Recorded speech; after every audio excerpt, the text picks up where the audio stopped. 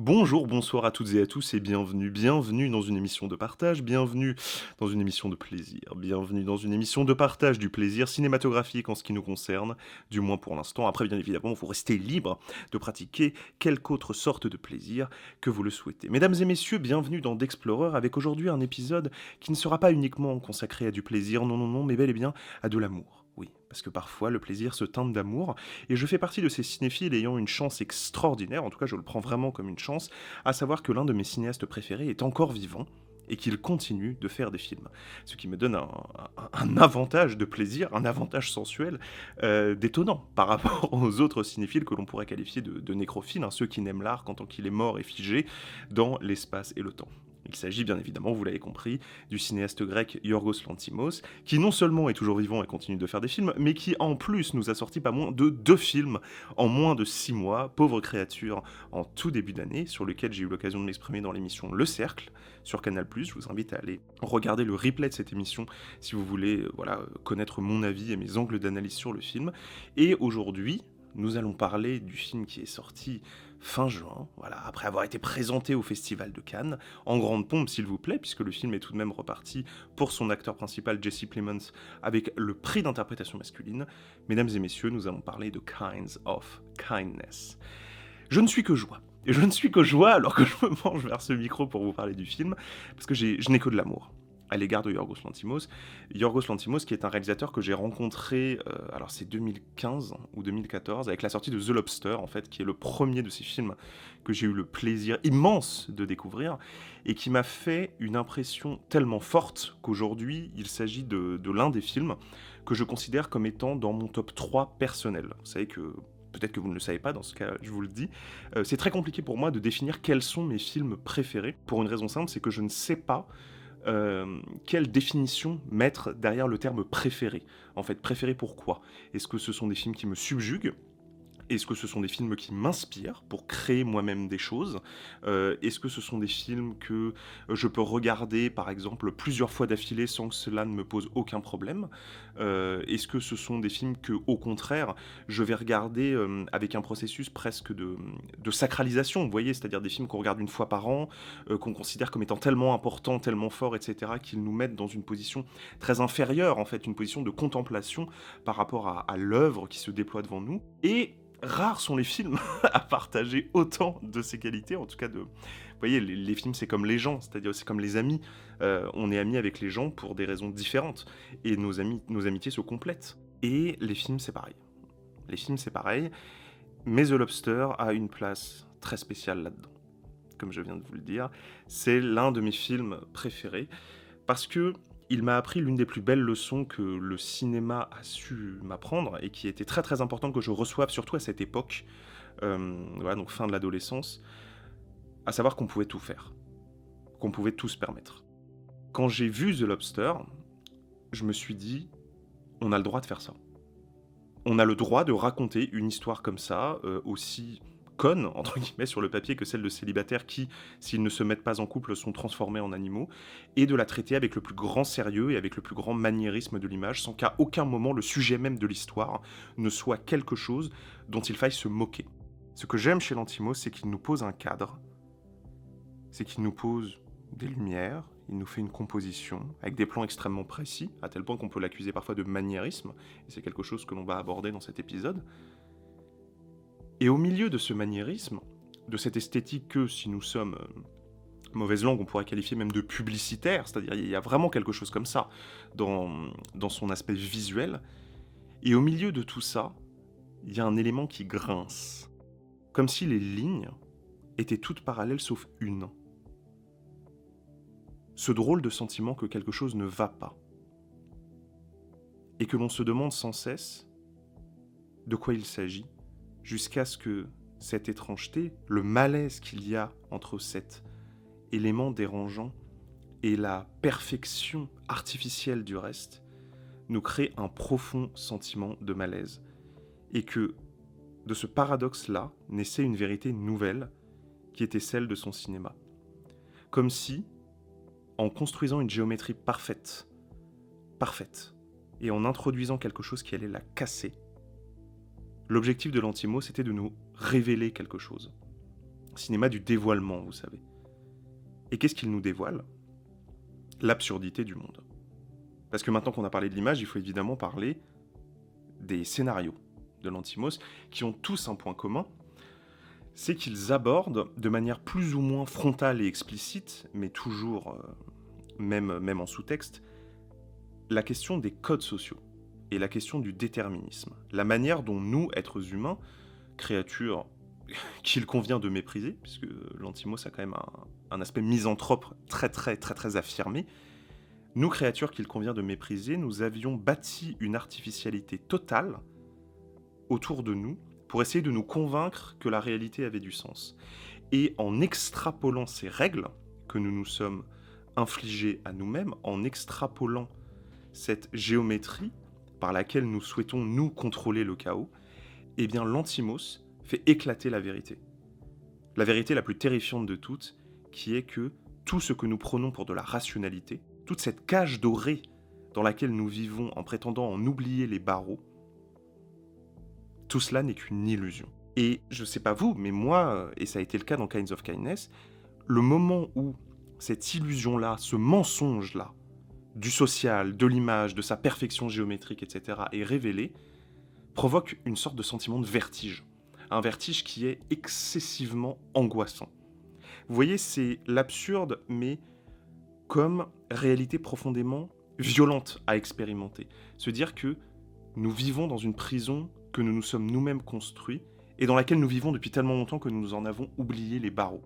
Et tout ça, évidemment, tout ce que je viens de vous décrire, tout ce que j'aime dans son style, fait de Lanthimos un réalisateur qui, je crois, à défaut d'aimer ou pas son message, puisqu'il fait partie, justement, les metteurs en scène qui aiment bien titiller les codes sociaux, le déterminisme, etc., un peu à la manière d'un autre metteur en scène qui le fait d'une manière assez différente, mais que je rapproche vraiment, qui pour moi sont clairement dans la même filiation, qui est Ruben Östlund, le réalisateur de Triangle of Sadness et de Square. Ces réalisateurs-là peuvent être rejetés assez violemment, ou très vite accusés de faire du maniérisme, de faire du cinéma de posture, ce qui est une affabulation à leur faire, avec laquelle j'ai souvent un peu de mal, parce que il n'existe pas de cinéma qui ne soit pas postural, en quelque sorte. C'est-à-dire que, à part les metteurs en scène qui, au moment où ils commencent à tourner, ne savent pas ce qu'ils font, tout cinéaste qui commence un processus créatif s'installe dans une posture, s'installe dans un regard qu'il va chercher à faire exister, avec une tonalité particulière, avec un rythme particulier, dans son film. Ce qui me paraît tout à fait normal. Mais ce qui est intéressant dans cette accusation de cinéma postural, c'est que c'est une attaque sur la forme, en réalité.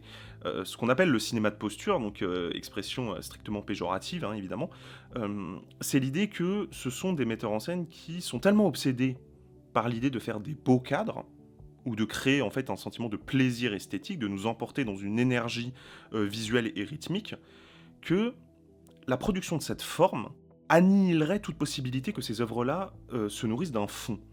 Ce qui, évidemment, vous le comprenez bien, après tout ce que je viens de développer autour de Lanthimos, n'a absolument aucun sens, à mes yeux. Chez Lanthimos, en tout cas, tel que je viens de vous l'analyser, évidemment, il ne s'agit que de mon avis, vous pouvez être en désaccord complet, la construction de cette forme, de cette perfection formelle, n'est là, justement, que pour justifier l'éclatement de ce petit détail qui va faire voler en éclats la prison dorée. Chez Lanthimos, cette perfection est une partie intégrante de son propos, qui est de dire que tout est illusion. Et le vertige que nous ressentons est celui qui nous prend au moment où nous s'en sortons de cette illusion. C'est d'ailleurs tout le cheminement que fait le personnage de Bella dans le film Pauvre créature. Un personnage totalement artificiel, visant dans une maison où le moindre de ses faits et gestes sont pris en note par un assistant scientifique, et qui va se décider à faire exploser cette liberté-là, suivant un parcours, un cheminement d'émancipation, arrivant à une fin que l'on peut analyser de deux manières.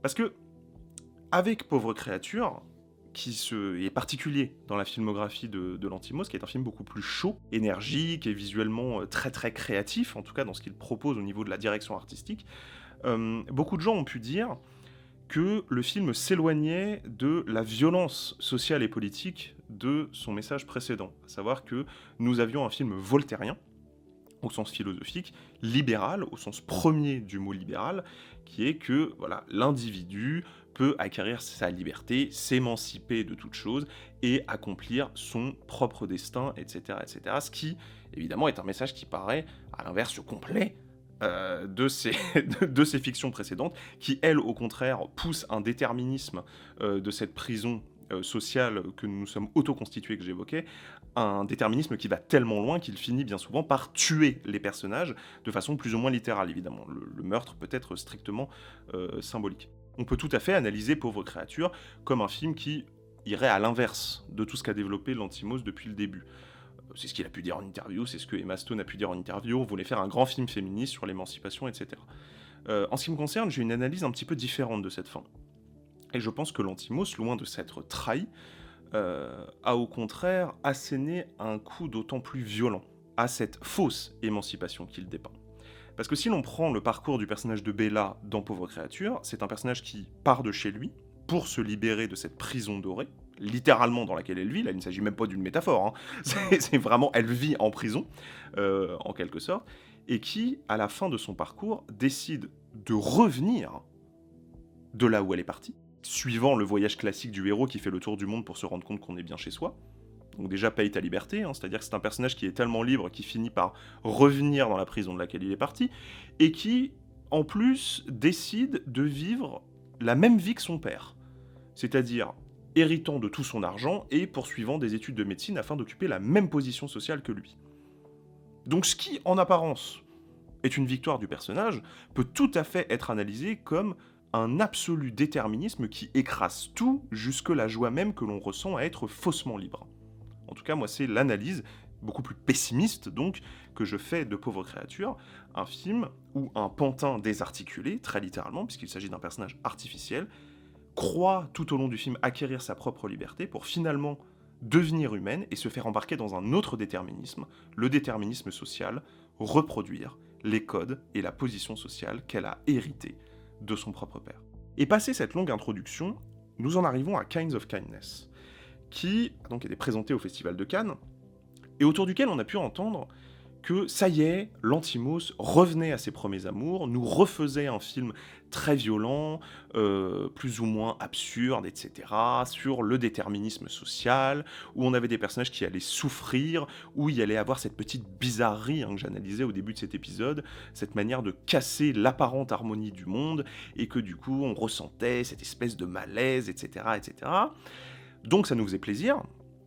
Ça leur faisait plaisir parce que eux considéraient que Pauvre créature s'éloignait de ça, ce avec lequel je ne suis pas d'accord. Moi je pense que, comme je vous l'ai dit, Pauvre créature est en parfaite continuité avec cet hyper-déterminisme, mais là encore plus violent quelque part, et encore plus ironique que Lanthimos développait dans ses films précédents. Mais ils nous ont dit autre chose, les gens, à propos de Kinds of Kindness, ils nous ont dit... Là, c'est un peu Lanthimos qui s'est fait plaisir, qui pouvait réaliser ce qu'il voulait, et qui du coup nous a refait voilà, une espèce de patchwork de son style. Voilà, donc c'est les plans à la Lanthimos, c'est les histoires à la Lanthimos, et fondamentalement, ça raconte rien de neuf, c'est-à-dire que les gens qui aiment Lanthimos seront en terrain connu, en terrain parfaitement connu, donc il n'y aurait pas de surprise dans le film, et que ceux qui aiment pas, de toute façon, ils aimeront d'autant moins, surtout si ils ont aimé Pauvre créature, parce que c'était différent. Alors moi, tu me dis ça, je suis un peu circonspect. Je suis un peu circonspect déjà parce que je ne suis pas d'accord sur l'interprétation à donner de Pauvre créature. Et en plus, moi ça me fait parfaitement plaisir de retrouver un auteur. De retrouver un auteur qui, jusque-là, m'a toujours surpris. Donc tu me dis, il me surprend pas, je suis d'autant plus intrigué. Et alors, n'y a-t-il aucune surprise pour le fan de Lanthimos que je suis à découvrir Kinds of Kindness, que l'on pourrait résumer assez difficilement, c'est un triptyque, en fait, avec les mêmes acteurs. Donc nous avons 3 courts-métrages, enfin moyens-métrages d'une 50aine de minutes, collés les uns à la suite des autres, où les acteurs jouent des rôles différents, mais ce sont toujours les mêmes acteurs. Reliés, ces différents courts-métrages, ces différents moyens-métrages, plus ou moins par un vague thème commun sur lequel les gens sont en train de s'écharper, c'est-à-dire vraiment quel est le lien entre ces différents films. Moi, j'ai un avis là-dessus et on va pouvoir l'aborder. Le tout enrobé donc dans ce maniérisme publicitaire, etc., etc. On reprend la vieille rengaine dont on se sert pour attaquer Lanthimos. Alors, y a-t-il, oui ou non, de la nouveauté dans ce film ? Oui. Pour moi, il y en a même beaucoup. Et pour tout dire, même si c'est un film dans lequel très clairement j'avance en terrain connu, moi qui suis fan de Lanthimos et qui vraiment ai passé beaucoup de temps à réfléchir à son cinéma et à ce qui pouvait m'y plaire, j'ai vu de la nouveauté dans ce film. Et une nouveauté qui m'a quelque peu surprise. Alors, y a-t-il de la redite également? Oui, évidemment. Après tout, c'est un auteur qui s'installe dans une posture avant de faire ce film. Donc oui, nous avons évidemment ce regard froid et violent sur des personnages totalement soumis aux codes sociaux et qui se débattent comme des espèces de pantins désarticulés et qui vont finir détruits par le destin étant, au-delà du sens mythologique, une incarnation du déterminisme social. Nous sommes chez Lanthimos, tout va bien. Mais pour autant, j'ai trouvé que Kinds of Kindness était traversé par une énergie différente. Une énergie qui, évidemment, m'a séduit au plus haut point, vous vous en doutez. J'étais dans une joie immense pendant tout le film et j'ai vécu ces 2h45 avec un plaisir qui n'a à aucun moment décéléré. Voilà, j'ai adoré le film, j'ai trouvé le film parfaitement rythmé, y compris dans sa longueur. Moi, je ne le trouve pas particulièrement long. Je me suis même fait la réflexion, d'ailleurs, pendant le 3e film, le 3e court-métrage, que moi, je pouvais en prendre pendant 5 heures. Hein, de ça m'allait très bien. Mais je ne suis pas objectif. Je me doute bien que ce ne sera pas le cas de toutes celles et de tous ceux d'entre vous qui m'écoutent. Il y a quelque chose de différent dans ce film. Et j'ai mis pas mal de temps à vraiment cerner ce qui me perturbait dans cette proposition, moi qui étais plutôt fan du Lanthimos et qui pensait tout connaître de lui. Je crois que c'est le premier film qu'il nous fait aussi ouvertement fantastique. Évidemment, Lanthimos a déjà fait des films fantastiques. Notamment un... Alors, on peut considérer que The Lobster est un film fantastique. Moi, c'est plutôt un film que je qualifierais de fable. J'ai du mal à vraiment accoler le terme fantastique. Il y a quand même un film dans sa filmographie qui correspond à cette définition, qui est Mise à mort du cerf sacré, qui est un de ses meilleurs, je vous en supplie, ruez-vous dessus, c'est une sorte de chef-d'œuvre, voilà, une sorte de cadeau des dieux qui est descendu. Mais le fantastique dont il est question ici est différent, parce que je le rapprocherais beaucoup plus d'un fantastique lynchien, au sens de David Lynch.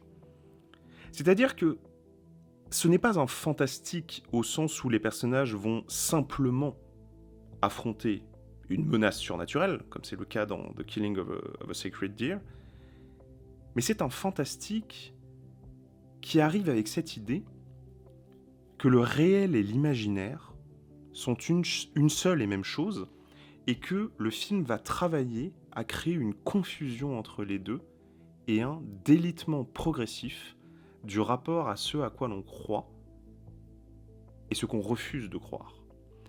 J'en veux pour preuve une idée de mise en scène que j'ai trouvée assez étrange dans ce film, qui est l'usage du noir et blanc. Alors c'est pas la première fois évidemment que Yorgos Lanthimos utilise du noir et blanc et de la couleur en opposition, etc. Il l'a fait dès son film précédent. Mais là, ce qui est intéressant dans Kinds of Kindness, c'est que ce noir et blanc est utilisé uniquement pour 2 types de scènes.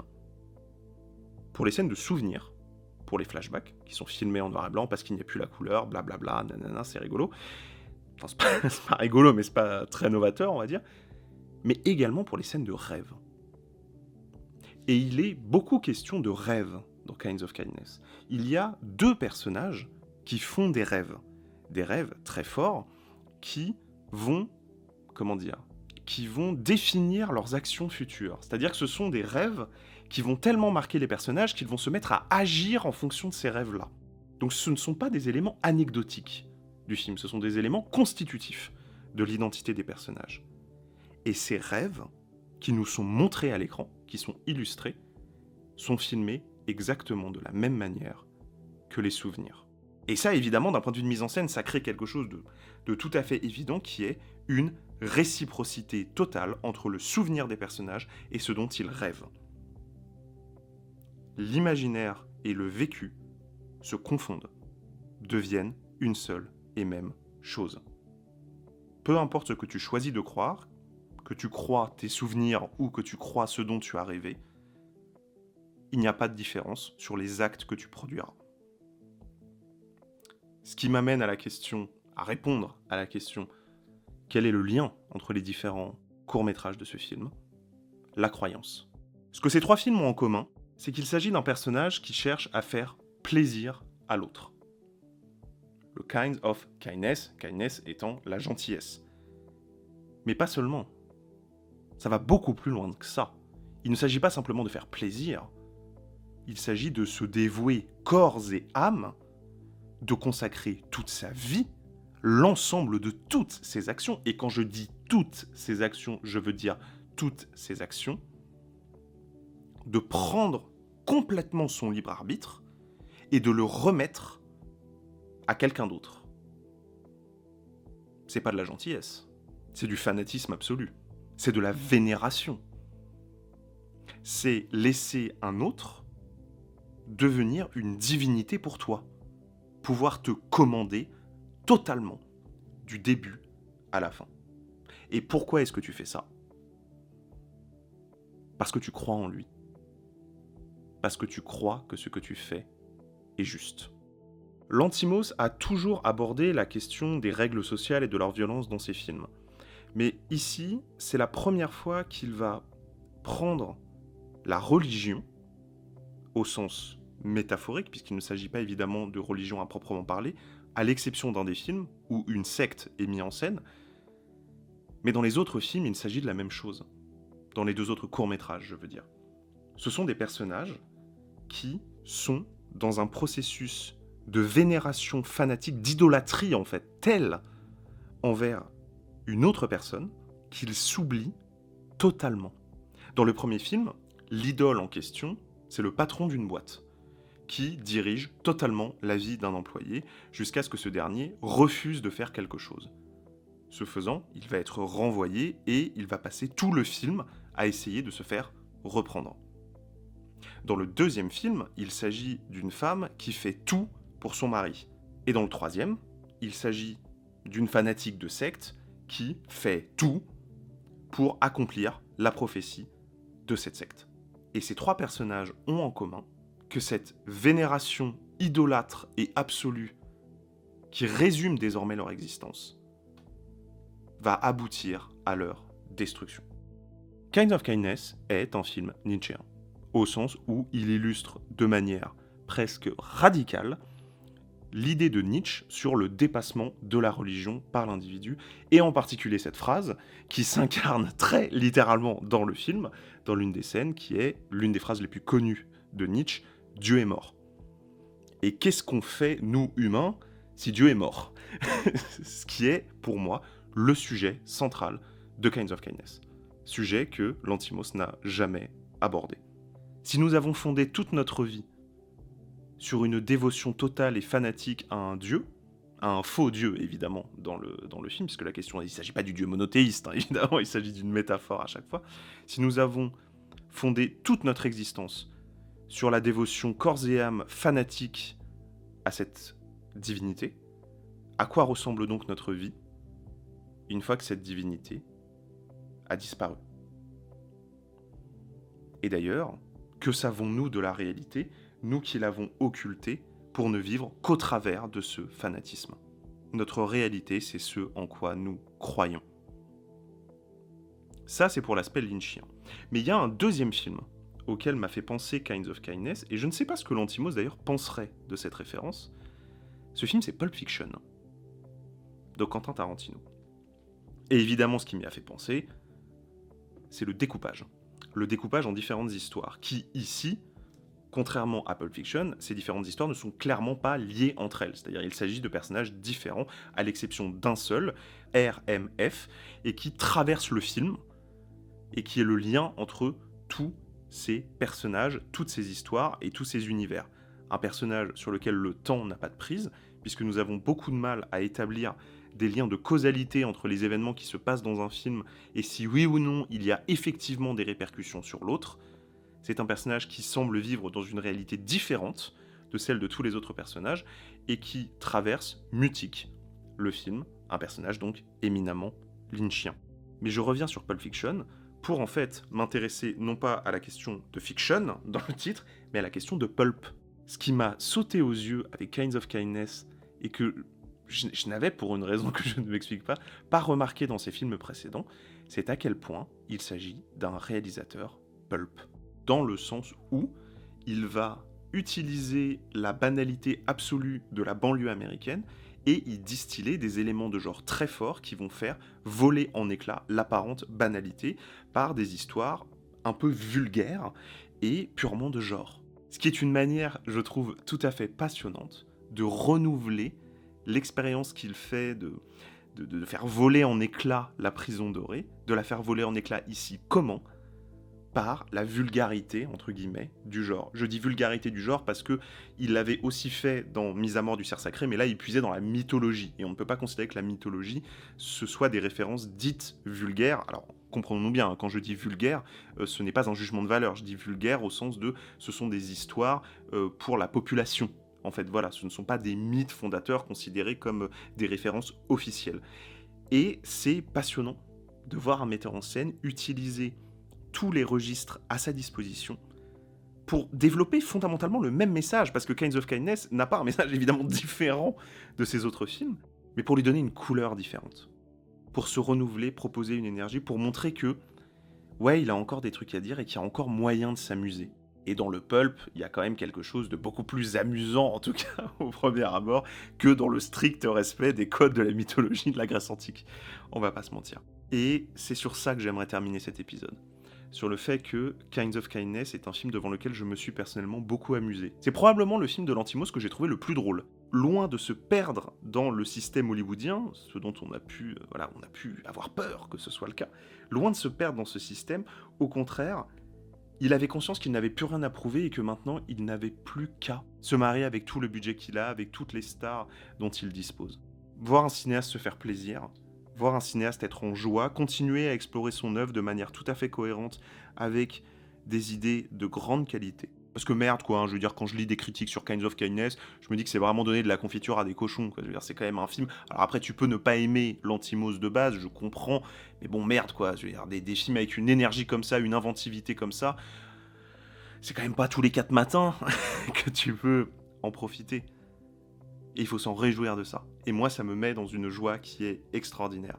Alors, oui, je suis malheureux comme chacun et chacune d'entre vous, parce que je vis dans une prison dorée affreuse, horrible, mais je sais que je peux profiter de ces petits moments de paix, ces petits moments de paix qui me sont offerts par la bizarrerie, par l'idée que quelque chose ne va pas, et que c'est au moment où tout explose qu'on peut enfin profiter.